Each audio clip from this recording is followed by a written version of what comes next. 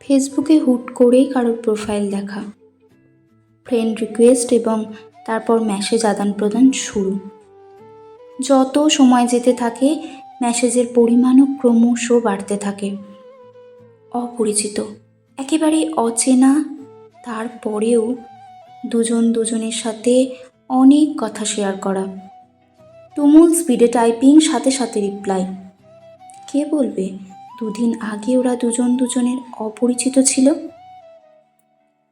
কিছুদিন পর সম্পর্কটা না প্রেমের না বন্ধুত্বের, তবুও খুব আপন দুজন দুজনের। কয়েকদিন, কয়েক মাস খুব কথাবার্তা হয়, হোক সেটা মেসেজে কিংবা কলে। সময় যেতে থাকে, ফ্রেন্ড লিস্টে আস্তে আস্তে নতুন বন্ধু ভিড় জমায়। সেই পুরাতন নামটা কখন যেন মেসেজ বক্সের তলানির দিকে চলে যায়। হাজারো ব্যস্ততা ভিড় করে আসে জীবনে। কমেন্ট বক্সে আড্ডা জমে না আর। আস্তে আস্তে সম্পর্কটা শুধু রিয়্যাক্ট আদান প্রদানে চলে যায়। দুজনেই দুজনকে ভুলে যায়, কিংবা মনে থেকেও খোঁজ নেওয়া হয় না আর। কথা হয় না বহুদিন।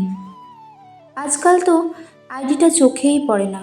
খোঁজ করলে দেখা যায় নামের পাশে অ্যাড ফ্রেন্ড লেখা।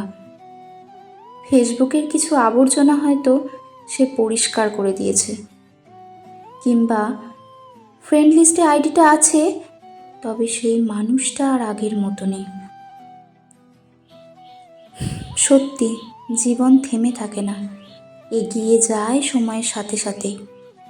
কথা বলার মতো নতুন নতুন মানুষের অভাব কখনোই হয় না, তবুও হাজার ব্যস্ততার ভিড়ে সেই পুরাতন মানুষটাকে প্রায়ই নখ দিয়ে বলতে ইচ্ছা করে, অনেক দিন কথা হয়নি তোর সাথে, মনে পড়ে কি আমাদের সেই বন্ধুত্ব?